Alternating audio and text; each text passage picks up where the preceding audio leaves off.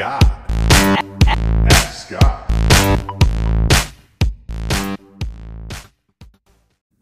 Hey Scott, this is Rich. Fighting off a little bit of a cold here, so forgive me.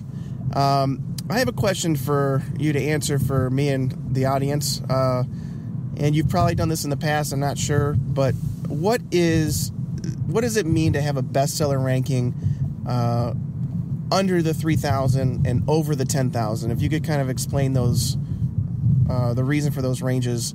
I found a product recently that's in the 650 BSR range, and I'm just trying to figure out what I would get myself into if I purchased this product and pursued it. If you could give us an idea of what would happen if we choose something below the 3,000 and above the 10,000, what those scenarios would look like. I really appreciate everything you've done. I tell everybody about you all the time and encourage all my friends to stop running the rat race and be your own business owner. But thank you. Really appreciate it from all of us. Have a great day. This is Rich, out. Hey, Rich, thank you so much for the question, and thanks so much for being a longtime listener. I appreciate that. It means a lot. So let me dive into your question. And what I want to say here, though, is, a lot of people, they base all their decision on the BSR, bestseller rank, for anyone that's brand new that's listening to the podcast. BSR is a bestseller rank. Most categories have that on their listings. Amazon gives them a rank that's always changing.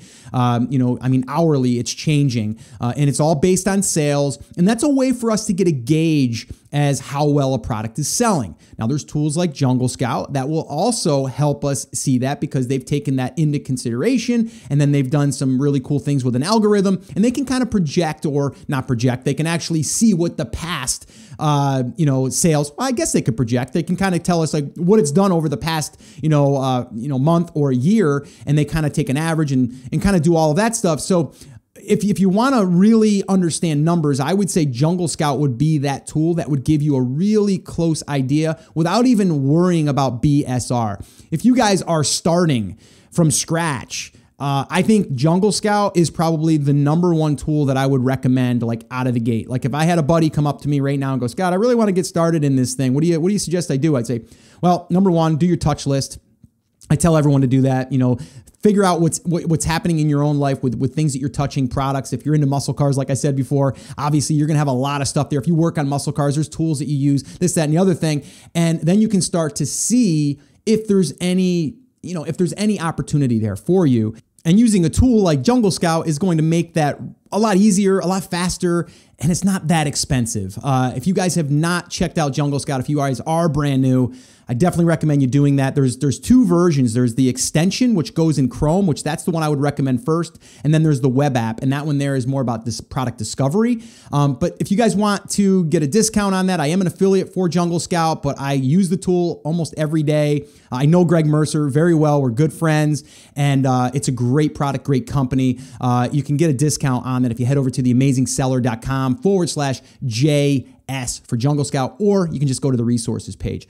But I think that's the one tool that I say everyone should have when they start, because it's going to speed up that process and you're not doing that much guessing. You're letting them guess for you, but they have some algorithms that make it really close.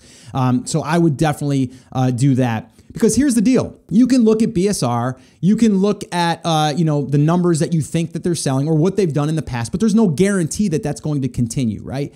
There's no way that you can do that, other than sometimes you have to trust your gut. You also have to see if it's a trend that's on the up or if it's on the down, right? You got to look at those different things. And if you think that there's a product that's selling well right now and you can put your own spin on it or make it better by looking at reviews and all that stuff that we've talked about in the past, then, there's no reason to do a test order. I like doing smaller test orders, like 250 to 500 units is a good batch of test products that you can really see if it's going to work, and you can get you can get some marketing behind it. You can do some promotions. You can even build a little bit of a list and do a launch, like all of those things. And I think the one thing that a lot of people they miss out on is looking at the number of reviews. And if it's still selling well and it has low reviews, then that's a good opportunity for you, because then that means that you don't have to battle and you don't have to fight for reviews, you can let them naturally happen, which I think is going to be very important moving forward. But this way here, you know that it's got steady numbers and it's not driven by reviews.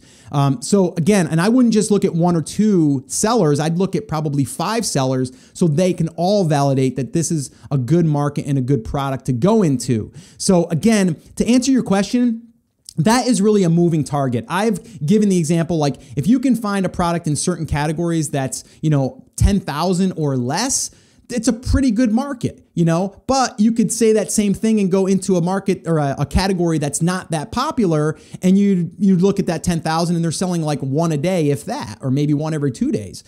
So it's going to change. That's why using a tool like Jungle Scout will definitely help and speed up that process and also take a little bit of the guesswork out of it for you. So hopefully that's helped you. Again, I wouldn't want to give you a BSR number. Like if you said it's 650 in a good, well, heck, not even in a really good category, they're still selling some per day. But if you found something for 650, a BSR of 650 in home and kitchen, for example, or beauty, or one of those categories, selling lots, right? And sometimes that might be too much. Like sometimes that will make me not want to go into that space because then I know that they're a target. There's other people that are trying to get into this business that are going to go after those because they have great numbers. They might be selling 50 a day. And that's not really my strategy. I want to go after products that I can land and I can sell without having to put a ton of marketing behind it, where I don't have to do a massive giveaway and play that game. And I have to worry about competing on reviews, and I have to worry about 10 other people coming in every single week. Like those are the ones that people are going after because they want that home run. Like I want base hits, and I think that everyone should go after base hits, and I think there's more opportunity there. So hopefully this answered your question. And for anyone out there that's thinking about product research, definitely check out episode 189. That one there, I go through, number one, taking the information and then really going back and looking at the history and then looking at the trends and all of that stuff to really make it an easier process for you to make that decision by not just looking at the surface numbers. Because a lot of times we can get fooled by the surface numbers and then we get the product and we're like, well, wait a minute, why aren't there any sales? Even my competitor doesn't have many sales now because they just ran a massive promotion and they've only been selling for a month and a half. We got to go back and we got to look at the history. We got to look at the trends. We got to look at all that stuff. And I do that in episode 189. And I'll probably be doing an update on that one. Not much has changed, but I think I should probably just revise that a little bit. But 189 will give you a really good idea on how to look at a product and then do a little bit more data in the background.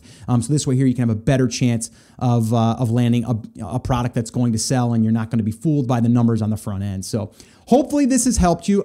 Well, hey there. Thank you so much for listening to that episode of Ask Scott. Now, that was just a highlight from one of our full episodes where I generally answer 3 to 4 questions on a podcast. If you want to go back and listen to all of the past archives of not just the Ask Scott session, but all of the full episodes where I do interviews with top Amazon sellers, people starting from scratch and building a business, if you want to listen to any of those episodes, head over to theamazingseller.com and you can find all of that over there. You can also find details there on how you can ask your own question and get it aired on an upcoming Ask Scott session and possibly see it here on YouTube or just on the podcast. All right, so definitely head over to theamazingseller.com. There's tons of resources over there for you to be able to build your e-commerce and Amazon business. So definitely go check that out. Now, I just wanted to remind you one thing before I let you go. There's a lot of information out there and some of it is really good. But what I want you to remember is you have to not just consume the information, you have to actually apply that information.